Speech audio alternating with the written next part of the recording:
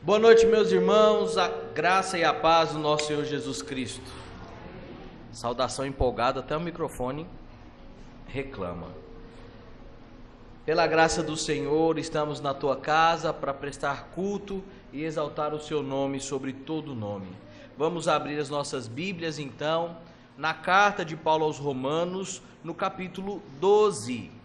E nós vamos expor a palavra do Senhor nos versículos 1 e 2, iniciando aqui uma nova jornada na carta de Paulo aos Romanos, chegando agora na segunda metade da carta.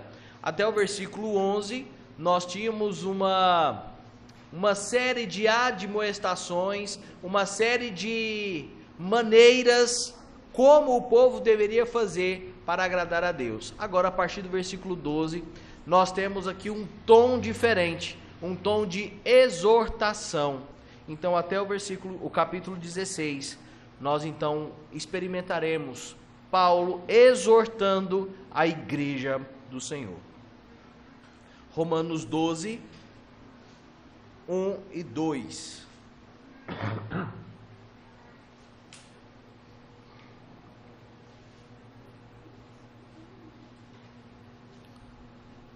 As crianças acharam? Todas? Achou? Assim diz a palavra do Senhor. Rogo-vos, pois, irmãos, pelas misericórdias de Deus, que apresenteis o vosso corpo por sacrifício vivo, santo e agradável a Deus, que é o vosso culto racional. E não vos conformeis com este século, mas transformai-vos pela renovação da vossa mente, para que experimenteis qual seja a boa, agradável e perfeita vontade de Deus. Que o Senhor possa falar conosco nessa noite através da sua palavra e possamos ser enriquecidos e exortados por ela. Amém. Meus queridos irmãos, Paulo agora, se dirigindo à igreja, depois de fazer uma série de considerações, de ponderações, de como o homem deveria viver, agora no capítulo 12, ele é enfático em exortar o povo. Aqui no versículo 1, ele já começa essa palavra que na nossa tradução está como rogo-vos, ela deveria facilmente ser traduzida por exorto-vos. O tom aqui de seriedade, de gravidade, por aquilo que ele passa a dizer agora. Uma orientação de como o povo deve se comportar frente à sua condição de nova criatura, à sua condição de uma nova vida, de alguém que foi regenerado, restaurado pelo próprio Deus. Não à toa, lemos aqui 2 textos fundamentais para trazerem luz ao que Paulo diz, quando lemos lá em Josué a renovação da aliança, no capítulo 24, é um paralelo extraordinário com aquilo que lemos pela manhã em Josué, lá no começo, no capítulo 1, onde Josué é encorajado por Deus, é dito pelo próprio Deus que onde ele plantasse a planta do pé dele, ali seria a possessão do povo de Israel, e aquilo era perpétuo. Agora lá no capítulo 24 de Josué, ele vai dizer que se o povo andar nos caminhos do Senhor, tudo aquilo seria manifesto e mantido. O povo desobedeceu e se perdeu. O tempo passou, depois o Senhor Jesus Cristo veio pela promessa do próprio Deus, cumpriu aquilo que estava então proferido pelo profeta Isaías. Jesus vem, se entrega na cruz em nosso lugar, o que João narra lá no capítulo 3, porque Deus amou ao mundo de tal maneira que deu seu Filho unigênito, para que todo aquele que nele crê, não pereça, mas tenha a vida eterna. E agora então, Paulo exortando a igreja em Roma, após terem testemunhado a própria vinda do Messias, terem testemunhado a morte e ressurreição do Senhor Jesus Cristo, pelo testemunho de muitos, eles são exortados então. E exortados a quê? Rogo-vos, pois, irmãos, pelas misericórdias de Deus. outra expressão que poderia ser traduzida de forma diferente aqui. E nós poderíamos parafrasear dizendo: exorto-vos, irmãos, em favor, em função, em decorrência das misericórdias de Deus. A minha fala a vocês, a minha chamada de atenção, é porque o Senhor é um Deus misericordioso, porque Ele tem vos abençoado, porque Ele tem derramado sobre vós incontáveis bênçãos, inclusive aquelas relatadas em João 3,16, inclusive aquelas relatadas em Josué 24, quando o Senhor ali faz uma reafirmação, ou refaz a sua aliança com o povo, ou reafirma a sua aliança com o povo. É em função destas coisas, por tudo que Deus já havia feito pelo povo, é que Paulo agora conclama o povo a ouvir. E precisava de mais alguma coisa, meus irmãos?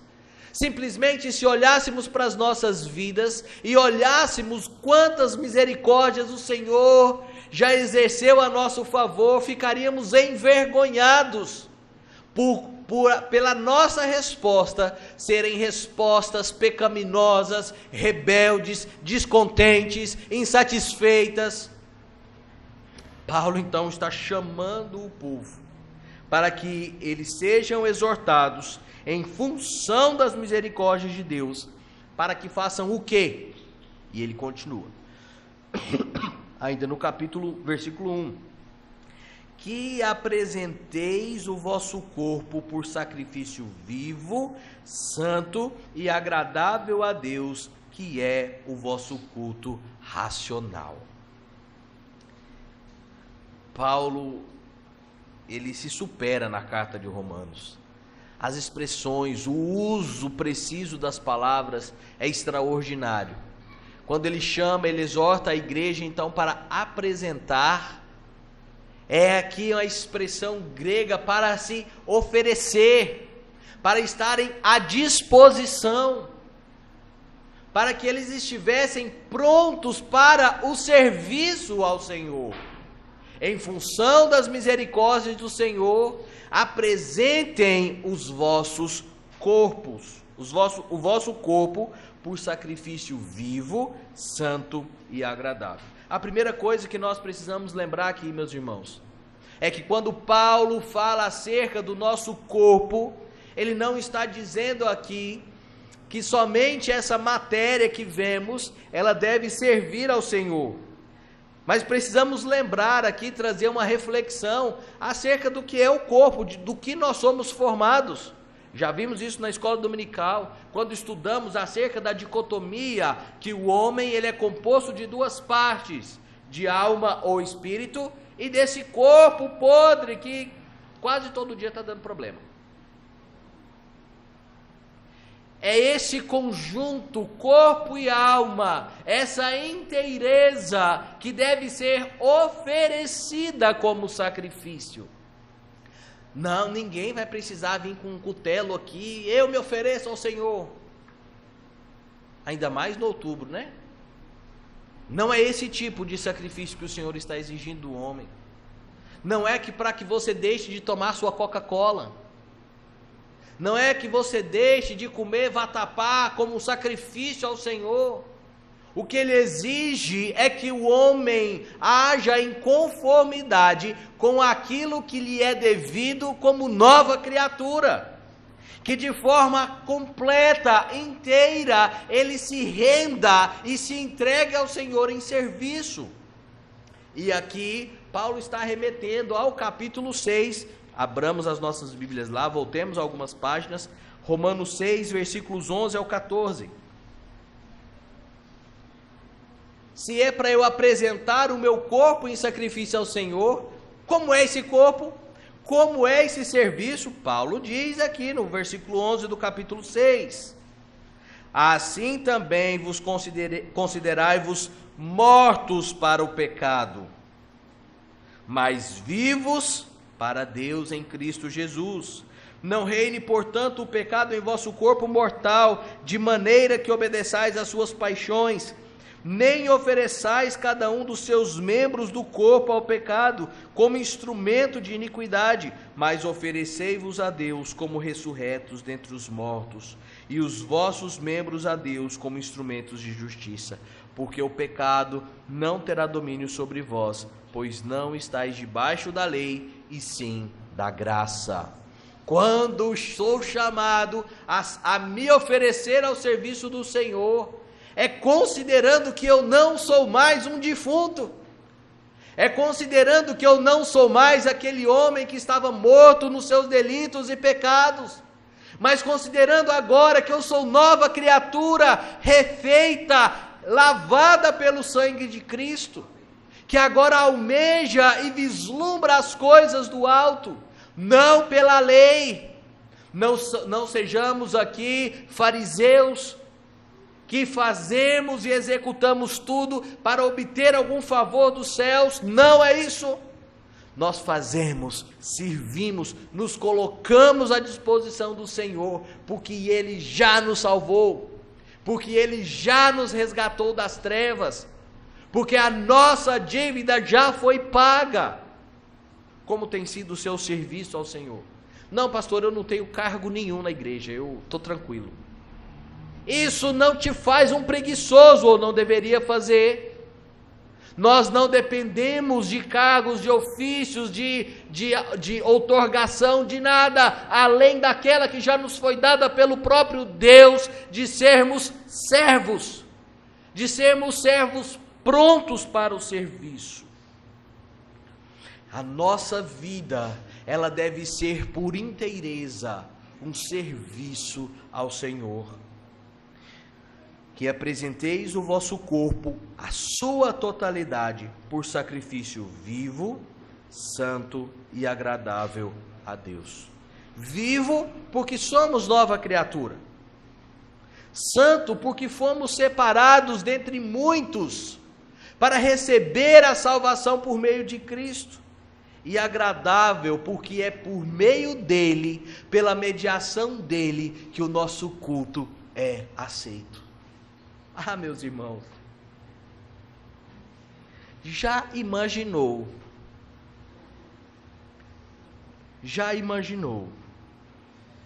se a forma como nós cultuássemos ao Senhor fosse somente nos nossos moldes, à nossa vontade? Se dependesse dos nossos próprios méritos para que a nossa adoração chegasse até o Senhor?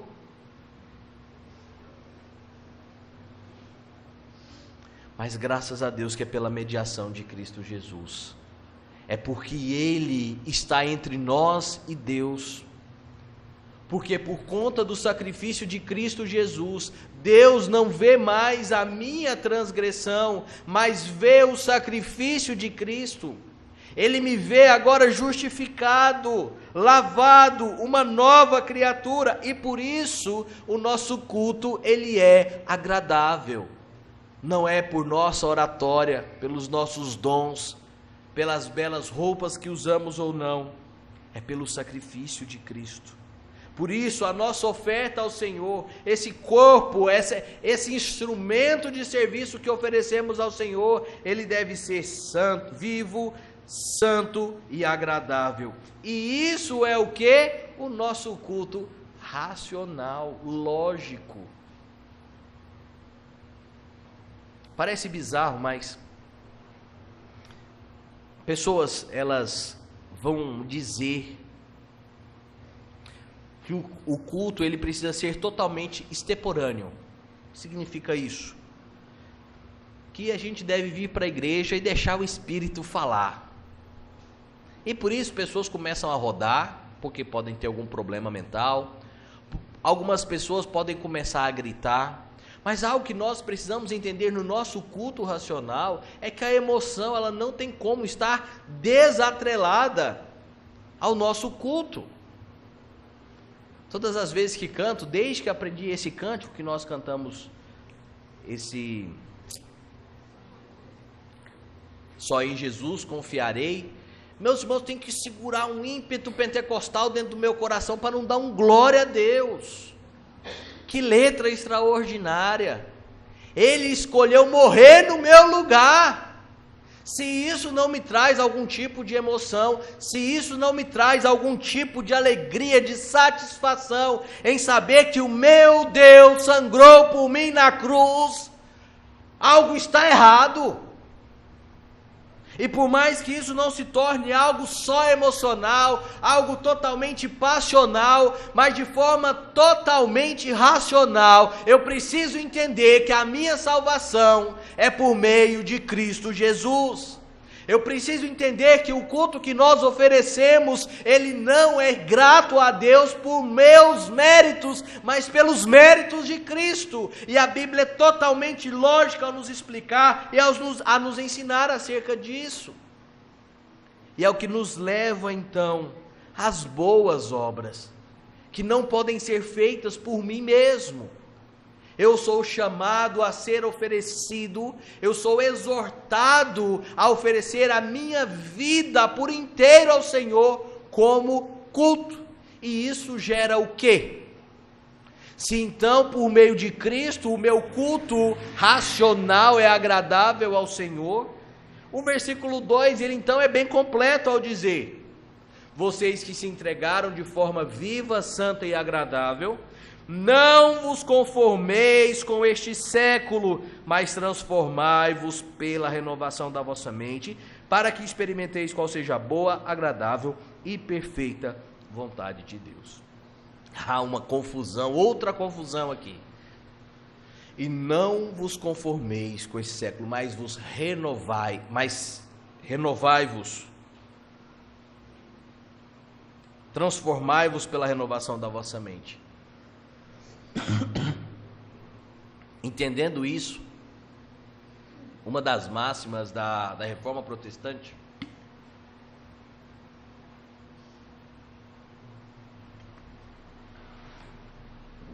é que a igreja reformada sempre reformando. O que quer dizer isso? Quer dizer que de tempos em tempos temos que zerar tudo o que temos e começar do zero e pensar em coisas diferentes e olhar para o futuro, que temos que olhar agora e renovar porque os tempos são outros. As coisas mudaram, estamos no século 21. Nós precisamos olhar para os relacionamentos agora e entender que sexo antes do casamento é da cultura. Precisamos renovar a nossa mente. Precisamos olhar então para o nosso cotidiano e entender que não, eu posso ser crente só no domingo, ou eu posso ser crente na minha casa, não preciso ir para a igreja, porque os tempos de pandemia agora me permitem fazer tudo home office. Não é sobre esse tipo de renovação, de novidade que a Bíblia está falando. E a primícia da reforma é exatamente para que nós de tempos em tempos zeremos a nossa conta e olhemos para o passado, olhemos para a palavra para ver até onde nós já nos distanciamos. Inclusive, conclamo a vocês, meus irmãos, Deus me ama demais. Desde a minha ordenação, Deus tem me colocado em igrejas reformadas, igrejas comprometidas com a fidelidade das Escrituras. Mas infelizmente conheço muitos colegas que estão experimentando uma diversidade religiosa dentro das suas igrejas. Estão buscando coisas que são mais palatáveis, que atraiam mais pessoas. Quando eu olho para esses bancos cheios, meus irmãos, vejo que há aqui nesse lugar verdadeiros crentes que buscam um renovo para suas vidas dentro das Escrituras e não por aquilo que o nosso coração almeja. Cheio de oba-oba, de satisfazer todos os meus desejos secretos do coração. Mas quando Paulo chama o povo a não se conformar, é exatamente lutar contra essas coisas, para que nós igrejas lutemos contra o feminismo, lutemos contra o machismo, lutemos contra a destruição da família no modelo cristão que foi instituído, Nós somos conclamados a não nos amoldar a esse mundo. Não tem jeito, pastor, temos que fazer, tem que ser assim. Não, tem que ser como a Bíblia prescreve. Não ser conformado. É aquilo que a palavra vai dizer, que tem fome e sede de justiça, que busca no Senhor as mudanças. Nesse tempo de 7 de setembro, as nossas redes sociais, pelo menos a minha, bombou com muita coisa. Desfiles antes que eram marcados inclusive, e digo com pesar, com atos inclusive machistas nos desfiles de 7 de setembro. E nos nossos tempos agora, uma coisa muito estranha, nossas crianças vestidas de forma alegórica no desfile, meninos agindo com trejeitos contrários a que a Bíblia prescreve de um padrão masculino. Mas outras coisas me alegraram. Ainda existem os remanescentes, ainda existem escolas genuinamente cristãs, ou nem que sejam cristãs, mas que prezam pelos princípios morais judaico-cristãos, mesmo não sendo crentes. Isso traz uma chama no nosso coração e nos traz a memória que jamais nada prevalecerá contra a igreja. E por isso, meus irmãos, eu não devo me conformar. Por isso nós devemos nos manter firmes contra este século, contra as coisas ruins da cultura, contra as coisas ruins que foram impostas na nossa sociedade. Nós, como cristãos, devemos abrir as nossas bocas, devemos lutar contra todo tipo de injustiça.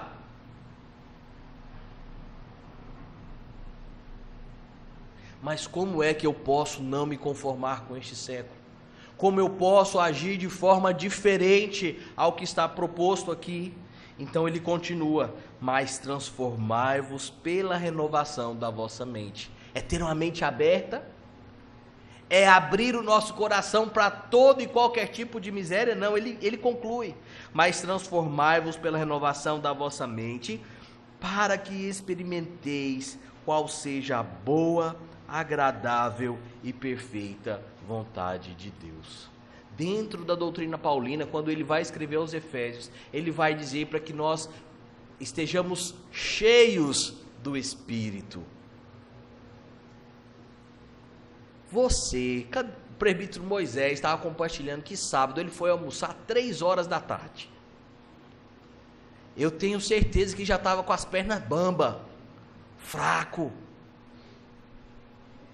Qualquer um de nós, meus irmãos, que ficar sem se alimentar por um período determinado de tempo, ele vai ter as suas forças esvaecidas, vai fraquejar, seu corpo não vai funcionar bem, você não vai raciocinar bem, você não vai enxergar bem.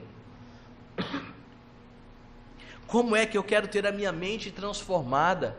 Como eu quero ser um crente inconformado com esse mundo, se eu estou vazio do Espírito? Se eu não tenho buscado no Senhor, se eu não tenho me enchido daquilo que é bom, agradável, se eu não tenho agido como um vivo, um santo, alguém que é aprazível aos olhos do Senhor por meio de Cristo, como eu posso transformar a minha vida se eu não buscar o Espírito Santo, buscar encher-me do Espírito? A internet está cheia de propostas miraculosas, anúncios dizendo como ganhar 400, 500 reais por dia em casa, trabalhando 2 horas por dia. Como você almeja dar um futuro melhor para os seus filhos? Como você almeja trocar o seu carro, reformar a sua casa, ou melhor, comprar a sua casa própria?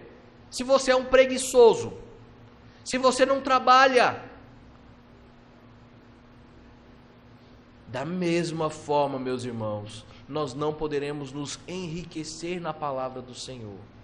Não podemos transformar a nossa mente se nós não nos enchermos da palavra do Senhor, se nós não buscarmos, se nós não agirmos de forma diligente a todos os dias mortificar a nossa carne, para que possamos buscar mais ao Senhor, para que as nossas ações sejam mais compatíveis com aquilo que o Senhor espera ou decreta a nosso respeito. E aqui eu repito acerca das boas obras. A partir do momento que o meu corpo é oferecido como sacrifício vivo, que a minha vida de forma inteira é oferecida ao Senhor, eu vou começar a trabalhar para a glória de Deus. Eu vou ser um marido para a glória de Deus. Eu serei um filho para a glória de Deus. Eu serei uma liderança na igreja para a glória de Deus. Eu não vou mais visar os meus interesses próprios. Eu não vou mais ser tentado a me render às paixões desse mundo caído. Eu vou ter satisfação na lei do Senhor. Eu buscarei a palavra dele e estarei forte, robusto, como os jovens lá na Babilônia, Davi e os seus companheiros, que mesmo comendo uma ração de passarinho, se mantinham firmes e fortes. E não era a dieta, não eram os alfaces, as couves, o que eles estavam comendo, mas era o seu comprometimento com o Senhor, de não se contaminar com esse mundo, de não se conformar com aquilo que ele propõe, mas a habilidade, a fé e a destreza de transformar as nossas vidas, de transformar a nossa casa, a nossa igreja, a nossa sociedade, para que ela se pareça com Cristo, para que ela se torne algo agradável ao Senhor. Será que temos vivido dias tão bons assim?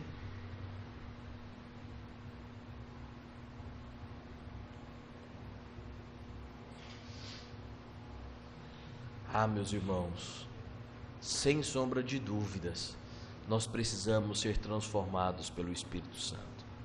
Nós precisamos nos render a esse evangelho maravilhoso e salvador. Nós precisamos experimentar essa boa, agradável e perfeita vontade de Deus.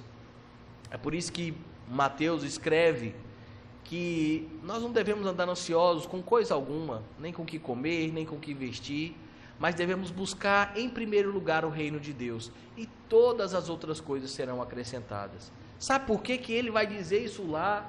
Porque ele está dizendo que a partir do momento que eu buscar e me dedicar àquilo que é essencial para a minha vida, que é o Senhor Jesus Cristo, que é agir como ele prescreve, eu vou experimentar a vontade do Senhor, que sempre é boa, que sempre é agradável e sempre é perfeita.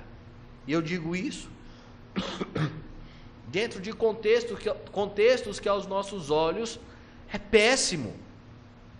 Minha sogra está chegando essa semana, e há 2 anos ela foi acometida por um câncer. Ela saiu da nossa casa, desceu no aeroporto, foi fazer a biópsia e descobriu que era um câncer. E aquilo nos incomodou, aquilo nos inquietou o coração, e em várias e várias conversas com a minha sogra, eu dizia a ela: minha sogra, você sabe que essa é a boa vontade do Senhor, não sabe? Você sabe que a possibilidade de você morrer é a boa vontade do Senhor na sua vida? Ela: eu sei. Glória a Deus, meus irmãos, por entender que até a enfermidade é a boa mão do Senhor nas nossas vidas. Claro que fruto do pecado, não fomos criados para isso, mas mesmo sendo acometidos de uma doença tão traiçoeira, terrível como o câncer, a mão do Senhor, a boa vontade dele está ali, porque tudo coopera para o bem daqueles que amam ao Senhor, porque a vontade de Deus para os seus filhos é sempre boa. E porque eu não consigo enxergar, e porque eu ainda consigo bravejar contra Deus, porque o pecado me torna cego, o pecado me esvazia do Espírito, me distancia do meu Salvador e não permite que eu enxergue as coisas boas que o Senhor nos dá. comparação mais clara é esse instrumento. E a todos que me acompanham no uso dele sabem, eu não preciso nem de distância para não enxergar, já não enxergo nenhum de vocês. Mas quanto mais longe, essa condição vai ser pior. Quanto mais longe do Senhor, menos eu vou vê-lo, mais eu vou me acomodar com essa situação. Por isso que muitas pessoas que usam óculos deixam ele de canto. Eles se acostumam a enxergar de perto. Eles se acostumam com aquela condição ali. E é uma condição medíocre. Porque eles podem enxergar mais longe. Às vezes, olhando para dentro do nosso coração, nós agimos de forma medíocre por não buscar o Senhor, por não querer enxergar qual é essa boa, agradável e perfeita vontade do Senhor. Eu digo a todos vocês, nessa noite, meus irmãos, que essa igreja tem experimentado a boa, agradável e perfeita vontade do Senhor. Quero dizer aos irmãos que isso será até o fim dos tempos. Que isso jamais passará, mesmo se formos perseguidos, mesmo que formos acometidos de enfermidades, mesmo que houver a maior das desgraças do mundo, nós não estaremos só, e a boa vontade do Senhor, a perfeita vontade dele, estará presente em nós. Em qualquer circunstância, não podemos nos conformar, mas por meio de Cristo Jesus, temos agora o privilégio de transformar as nossas mentes pelo poder do Evangelho, para vislumbrar e enxergar quem de fato Deus é. Que o Senhor então nos ajude a agir em conformidade, em novidade de vida, não mais com defuntos que fedem, mas como novas criaturas, que agora, ao exalarem a putrefação do pecado, exalam um bom perfume de Cristo. Que Ele regenere os nossos corações, tirando o coração de pedra e colocando em nosso peito um coração de carne pulsante pela vontade do Senhor. Que Ele nos abençoe, que Ele nos proteja e nos guarde para todo sempre. Amém.